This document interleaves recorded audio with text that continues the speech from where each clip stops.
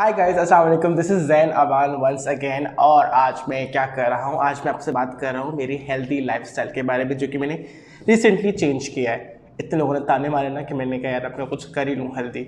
सो मैंने सबसे पहले अपने खाने की लाइफस्टाइल को थोड़ा सा सही किया और मेरी ज़िंदगी में डाइट कोच आया है। सो डाइट कोच से मैंने हेल्प लिया है। ब्रेकफास्ट क्योंकि अम्मा देख रही होती हैं तो मैं ब्रेकफास्ट का तो नहीं, बट लंच डिनर में मोस्टली मैं बाहर होता हूँ, तो मैंने अपना खाना उनसे प्लान करवाया है। और मेरे पास आज जो मेरा आया हुआ है, डिनर का डब्बा ऊपर है। So this is dinner, one snack, not snack, okay, snack.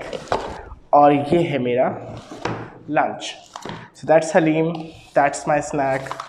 और डिनर के अंदर क्या है, खुशबू तो बड़ी अच्छी आ रही है। I love it. This is my diet plan. मैं तो शिफ्ट कर गया हूँ डाइट कोच पे, आप लोगों को करना है।